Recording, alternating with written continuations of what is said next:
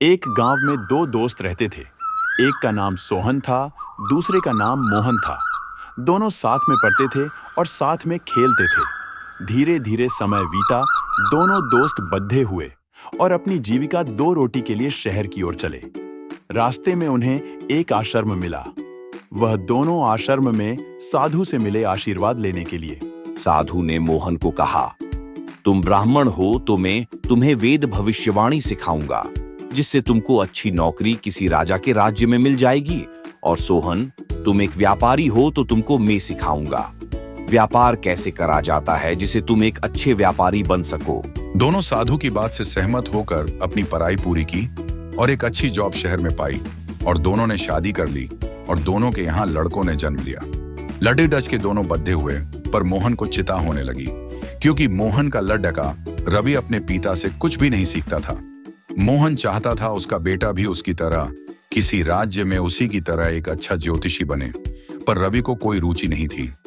एक दिन मोहन अपने शिष्यों को संस्कृत पढ़ा रहे थे, तब वह संस्कृत के श्लोक भूल गए। तभी उनका लड्डचका रवि वाह से गुजर रहा था। तभी वह वाह अपने पिता के बाजू में बैठा और पूरा श्लोक बोल दिया। मोहन आचार्य चकित हो गया और उसने अपने बेटे को कहा, बेटा, तुम्हें सब आता है, तो तुम और थोड़ा मुझसे सीखकर तुम एक अच्छे ज्योतिषी बन सकते हो। पिताजी, तुम एक राज्य में अच्छे पोस्ट पर ज्योतिषी हो।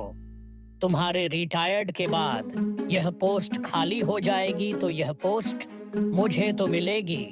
तो मैं क्यों मेहनत करूं, वेद ज्योतिषी सीखूं।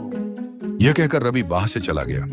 एक दिन सोहन मोहन का दोस्त मोहन के घर पर आया और उसने मोहन को बताया, मेरा बेटा संजय, मेरे बिजनेस में उसे कोई इंटरेस्ट नहीं है, तो मैं अपने बेटे को कुछ दिन के लिए तेरे पास छोड़ दाच कर जा रहा हूं। मैं और मेरी पत्नी, जो मेरा बिजनेस है वह दूसरे राज्य में भी खोलना चाहते हैं, तो कुछ दिन मेरे बेटे को रख लो।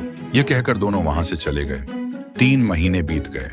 एक दिन खबर मोहन को आई कि जिस पानी के जहाज में सोहन और उसकी पत्नी बैठे थे, वह पानी का जहाज समुद्र में तूफान आने के कारण डूब गया, जिसमें संजय के माँ बाप भी डूब गए।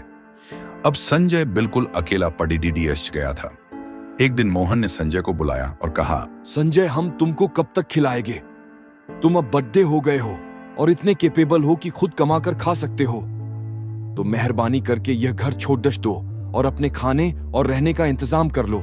यह सुनकर संजय आश्चर्यचकित हो गया और रवि ने उसके पिताजी को कहा, पिताजी, संजय का हम दोनों के अलावा दुनिया में कोई नहीं है और सोहन अंकल आपके बचपन के दोस्त हैं और संजय उनका बेटा है। तो पिताजी, इसको हमें अपने घर में रखना होगा और मेरे दोस्त के खाने पीने रहने की रिस्पॉन्सिबिलिटी उठाने पड़ेगी। तब मोहन ने कहा, क्यों, मैंने कोई एग्रीमेंट में साइन किया था कि मैं जिंदगी भर इसकी रिस्पॉन्सिबिलिटी उठाऊंगा। इसके रिश्तेदार हैं, वाह चला जाए। ये सब सुनने के बाद संजय को अपनी इंसल्ट बर्दाश्त नहीं हुई और उसने कुछ जरूरी वस्तु लेकर मोहन का घर छोड़ दिया। साथ में रवि भी अपने दोस्त के साथ उस घर को छोड़ दाच कर चले गए। वहां दोनों कई रिश्तेदारों के घर गए। अपनी मदद मांगने पर उनकी किसी ने मदद नहीं की। तब रवि ने कहा, चलो हम घर वापस चलते हैं। और दोनों घर वापस आ गए और संजय मोहन के पैरों पर गिर गया और कहने लगा, चाचा जी, मेरे किसी रिश्तेदार ने मुसीबत में मेरी मदद नहीं की, जो पहले मेरे पीछे पीछे घूमते थे, आज मुझे पहचान भी नहीं रहे। मोहन ने संजय को उड़ाया और कहा, संजय, तुम्हें एक दुनिया का सबक मिला। जब तक तुम्हारे पास पैसा है तब तक ये दुनिया और तुम्हारे रिश्तेदार तुम्हारे साथ हैं। तुम्हारे पास पैसा नहीं है तो तुम्हारे साथ कोई नहीं है। तुम्हारे पिता के पास पैसा नाम था, तब तक तुम्हें लोग पूछते थे।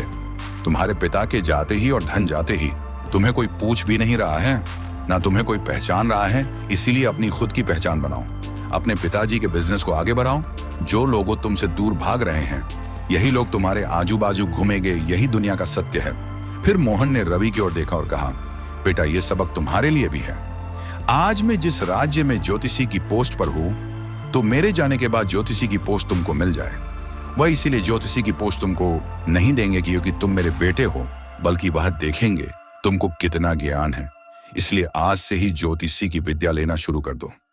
यह कहकर मोहन ने संजय को कहा, तुम्हारे लिए अच्छे समाचार हैं कि तुम्हारे माता पिता जिंदा हैं। यह सुनकर संजय की खुशी का पार नहीं था। तब मोहन ने कहा, यह हमने एक नाटक किया था ताकि तुमको एक सबक मिल सके और तुम लोग अपने काम पर ध्यान दे सको।